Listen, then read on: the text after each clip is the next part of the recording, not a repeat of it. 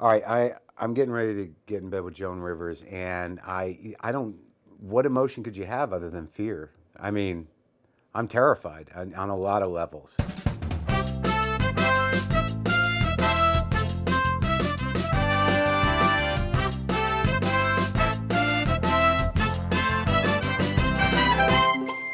Hi, I'm Joan Rivers. The name of the show is In Bed with Joan.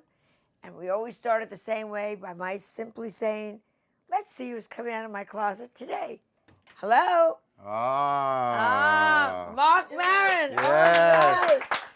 Come sit down. I will. I will. All right. Oh You're my Jewish. God, I am Jewish. Yeah, I was worried about doing this because I was like, there's a familiarity here that I'm not essentially comfortable with. I'm not saying you remind me of my mother, but I was implying it heavily. But you were brought up like in a stupid place. New Mexico. Why is that stupid? Jews. No, my parents were the first generation of Jews to move as far away from their parents as possible for reasons other than fleeing a country. They were just like, we have to get away from this. This cannot lead any place good. Let's go to the desert and protect our children from becoming jappy New Jersey people. Were they from New Jersey originally? Sure, yeah. They're all from Jersey. So you went to New Mexico and? And we built a temple, my family. Oh, No. we met with the other Jews, the other frightened Jews there. We built we had a wagon train. We all went out in the covered wagons with that blue and white with the star on it, and we went out west, and we settled there. We built a parameter against people that they weren't anti-Semitic. They just didn't understand. Yeah, that's a nice way to put it. When they burned the temple, they just didn't understand. They just didn't understand. They were uncomfortable with the gibberish.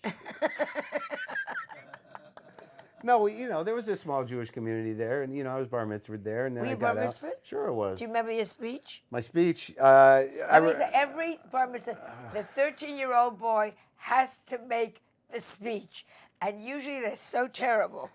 Well, I can't. What am I going to say? No, mine was brilliant. I shined that day, Joan. I mean, I killed. It was the day I realized I'm going to be in show business. I don't remember. I thanked my grandparents, and I remember it was a problem at the Hebrew school. Like I did remember. Like I should put it on my resume. I think I made 3 of my Hebrew school teachers cry because they couldn't put up with it. They were like, "What do your parents do? Why are you like this?" The reason I love you is because you were friends with Sam. Oh, that's a good reason to love somebody. And can I say, this is the camera to the 3 people that watch us. Yeah.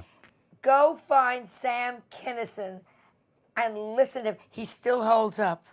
The first album I listen to every year. The first album, Hotter Than Hell, is great. Great. The jokes on that thing are great. He's another guy like Rodney, not as appreciated as he should be. Like I think people dismiss Sam as sort of a novelty act, but he cut deep, man. Oh, but he wasn't around long enough. That was. It's arguable. He might have been around too long. I think if he would have died after the first record, it might have fared better for him. He outlived his amazing brilliance. Because the second record, it was okay, but by the time he was on stage playing guitar and heavy and had women dancing around him, I don't know. He could have died a couple years earlier. Yeah, and you should. I think we all, as comedians, have to decide when we should knock ourselves off. Yeah, I think that's true. But haven't you bombed some?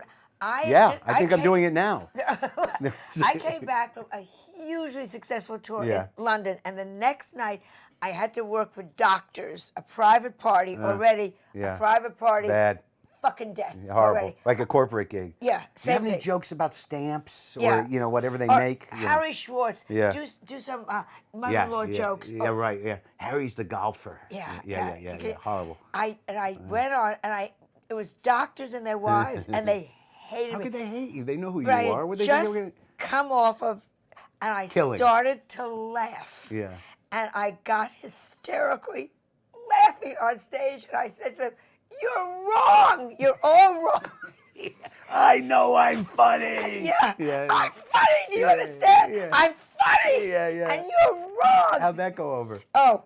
Nothing. And I walked off in full costume into the car. That and another time, which I think I've told already in the show, I did for this very rich family, and in the contract was take pictures with you. With me afterwards.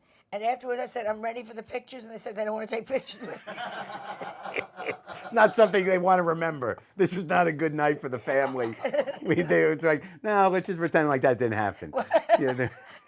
I bombed on the Chevy Chase roast. I did that roast. I was one of the roasters. I'm not good at roasting. Oh. Because I seem to only be able to insult if I really want to hurt somebody. Yeah. That's when I'm best at it. If I really cut, and I prepared this thing. You know, I've written some jokes. Chevy was there. He didn't give a fuck. He didn't want to be there. He was a dick. And I get up there and I'm just tanking. And there's 2,000 people. And I hadn't felt that. You know, you feel that weird sweat, right? Where it's like you never feel it, but flop sweat is very specific. It's your body literally telling you, you got to leave, get out of here. And if you can't leave physically, you leave your body and just watch yourself bomb and go, that's sad. I'll meet you backstage whenever you get done with this.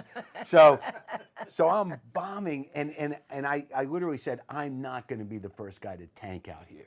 You know, and I just got mad, and then all of a sudden they laughed because I got, you know, I got immediate, and I told them what was going on, and then after that, Freddie Roman tells the Observer, I don't think a comic should acknowledge that he's doing poorly. He should just keep going through it. And in my mind, I'm like, fuck that guy, Freddie Roman. Well, Why? Who? You know what I mean? He's a very nice man because he's had some very sad things happen to him, but he's president of the Friars Club. Do I have to go further? Well, look, I know, and I knew his son, and I apologize for, you know, I'm not trying to judge Freddie, but I was mad that his son passed away very young. Yeah, and his son was a great guy, and I'm sure Freddie was a good guy. But to me, that day in the Observer, when he was like, "This kid, who is this kid who says that he's not doing well to get a laugh? You should just take your lumps like an old Jew pro." Well, Milton Berle told Lenny Bruce, "Look, clean it up. Clean it up. You're filthy. You're never gonna go anywhere, You're kid." filthy. You're filthy. Yeah. Milton Berle, who was probably already 90 when he said that. In a diaper. In a diaper with a huge cock, of course. From what I understand. heard. I heard that too. I didn't know that, but you don't know? I wish. Look at me. I knew. I'm the only one nobody ever hit on. I was the only one in the comedy clubs. I had no problem. Are you serious? I could walk A home. comic? A rapist Comics would hit on say to you? me, "Seen any girls?" I am telling you, nothing. Well, you're probably better off. Yeah, sure. No, that way you were able to be true to your comedy as opposed to just being that weird lady who fucks comics and tries to do stand-up. Yeah, I'm the only one out of Second City who Can I doesn't have cuss a on kid this? that looks like Alan Arkin. Huh? Melissa doesn't look like Alan Arkin. I'm the only one from Second City who has a kid that doesn't look like Alan Arkin. That is hilarious. You know, it's upsetting. Alan Arkin was the guy? Oh, he was a swordsman of Chicago. Really? I'm so happy to hear that. That makes me respect him even more. Why is he so miserable then? Why? Because he's a comedian. Yeah, it comes with the religion. Tell me the happy comic. Mention a comic, you go, what a happy person. I think maybe a couple of the puppet guys. Well, puppets. Puppets. How can you not be happy? Like, this is my friend. Oh, they say, who's that? Yeah. He's Miss Piggy. Yeah, how could that guy not? No, I don't know any really happy Just think comics. for a second. If you I'm trying. were Miss Piggy, yeah. You say, I want a good table. We don't have it. I'm Miss Piggy. I'm Miss Piggy. Oh, we're sorry, Miss Piggy. Right this way. Yeah, you know, it's... I don't know any happy comics.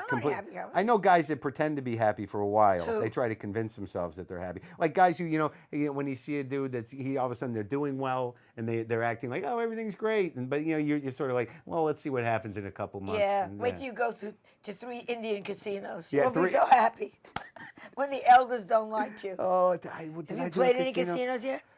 Yeah, I did. I've done Foxwoods. That was a sad night. That was a bad night. It was before Connecticut. Like, the weird thing about my comedy and who I am is that, like, I have some very loyal fans, but there's 4 of them. And like, you know, and fortunately, they were all in Connecticut for some reason. So I do Foxwoods, and they bill it out, and they put me in the big room, literally 6 people, 1 guy by himself. And you get to that, you know, when you're in that situation, you're like, do I do a show, or do you just want to talk? And I think really, like, again, Freddie Roman would think I was wrong, but I think the way to do it is to say, this is ridiculous. I'm not going to pretend like this is a good experience for me, or this is even entertainment. So what do you people want to talk about? Because I'm uncomfortable. Help me through this. So I feel like if I can make it a small support group where we all learned, then yeah, that's as good as a performance. See, when I used to go, and there wouldn't be many people there, I'd pretend it was a lecture. Oh, really? So think- you just tunnel vision? and- Hello, I'd like to talk to you tonight about my breasts. Oh, I'm gonna try that. What do but you're political, so you really. Used to be, not as much anymore. Now I'm just sort of, I'm just sort of aggravated. I've moved from political to just generally aggravated for small things. I used to be very political, and then I got disillusioned, and I began to feel like, well, what am I really angry about? And I realized that it was a fairly broad-based anger, and there's no reason to limit it to politics. See, and I am just starting to become political. 'Cause Yeah. I want to run for mayor of New York. For real? Yeah, I have a very good. What's your vision for the city? My vision is two things. I am very pro-slavery. Oh, that's really going to No, work wait out. a second. Yeah. It didn't work for African Americans, but you do not shelve a good program. Mm-hmm. Use it for other people. Like who are you thinking? Romanians. Okay. All right. That's yeah. I think you're a shoo-in for this Give me a election. You tell me a Romanian wouldn't be happy to sleep and get an inside toilet and a couple of meals? Come on. I have a hard time generalizing that much, Joan. But Go to- maybe I haven't met enough Romanians. Perhaps. Also, Yeah. This I would like you to help me with. I truly believe that blind people should not have apartments with views. Why? Because it's unfair to people that would appreciate them. No, why should know, why yeah. should Stevie want to see the park? Yeah, because he can't see the Can't park. see it. Yeah. So it's Tell a him he waste of sees an it. apartment. Is I'll that what see you're the saying? park, yeah. You say, boy, if you got a view here. Yeah, exactly. Like, this is the best apartment in the city. It's overlooking Central Park, Oh. and as you walk out of a basement, enjoy. You're right. Okay, I get it. Now, I have a lot of ideas if I were mayor. Mm-hmm. Didn't you want to be like politically? Do you think you could change the world?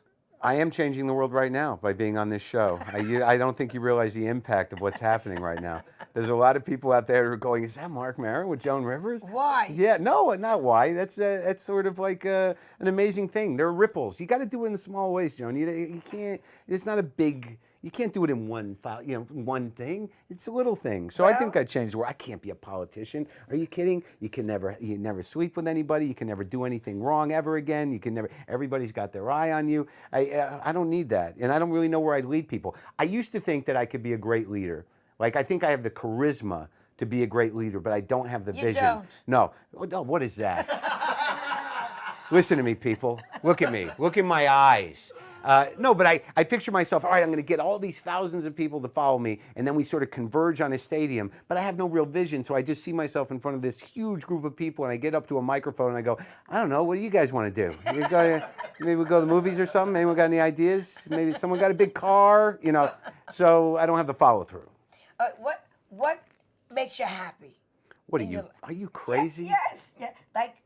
To Like me, genuine things or masturbation? a masturbation. Well, that's a no-brainer, right? That makes everybody happy, right? Well- Except for the people that Well, not at this age because I can't remember. can't I've remember what already done it. that you're doing it. Yeah, I Like already did. you lose your place. You're in the middle of it. And you're like, oh my God, how does this finish up? What is happening? What's my hand doing? Jewish vibrator. Hey! Yeah, I'm exhausted. Are you almost finished? I can barely feel anything. Is it in yet? What do you talk about in your act?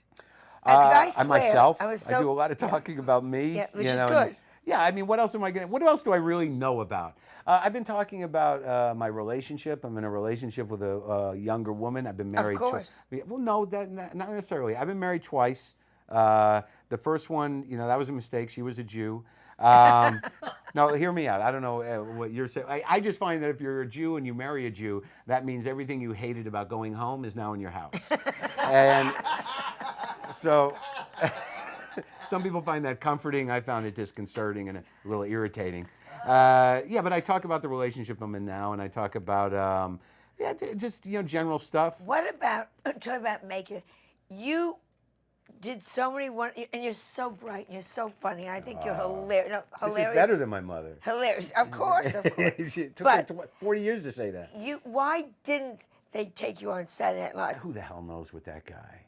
I'm obsessed with Lorne Michaels. I don't, like he had me jump through the hoops at one time. He, someone saw me, then I auditioned for him, and then, I go in the studio for a screen test, and then, I go into his office, and I'm sitting there with him, and he's staring me in the eyes, and to the point where it's uncomfortable. And he's like, "You can tell a lot by looking in someone's eyes." And I'm like, "What, do you want to hire me or fuck me? What's happening?" I didn't say that, obviously. I said, "Of course you can, Mr. Michaels. Look into my eyes as long as you like."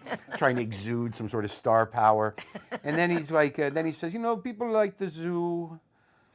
All right, and then then I'm like, okay, and he goes, "They like the lion because it's scary, and the bear is intense, but the monkey, people." Oh, that's what he says. Comedians are like monkeys, because people like to go to the zoo. He does this whole metaphor, and I go, yeah, as long as they're not throwing shit at you. And then there was an awkward moment, and then I don't know what the hell happened. I thought it had something to do with this candy that I took. There was this bowl of candy. This is how my brain works. I shouldn't have gotten high before I went in. I smoked a little reefer, and I go into Lord Michael's office. I'm like, oh my God, is this real or not? And there was this bowl of candy that only I could see, and he was sitting there. No, I was there, but it wasn't. It was clearly for whoever was sitting in the chair.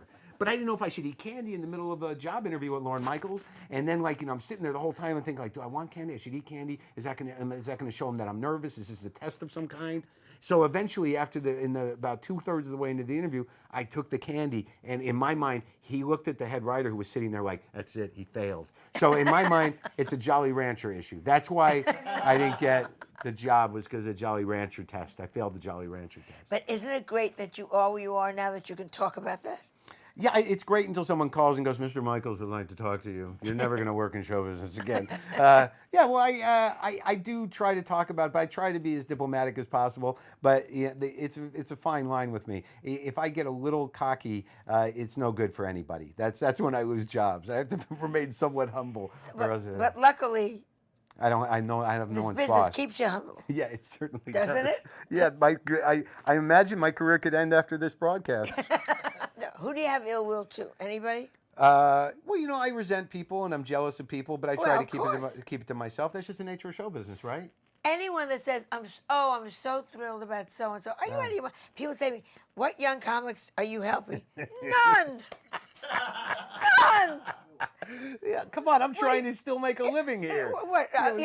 Hey, there's a job. There's a job in Chicago. Well, you did Louis' show. I did 2 episodes with Louis. Him and I go way back. I mean, that was fun. Well, you like him. I have a manager who says you got to stay relevant, because at this age, sure. I even sit down, people think I'm dead. You know what I mean? I always keep something moving.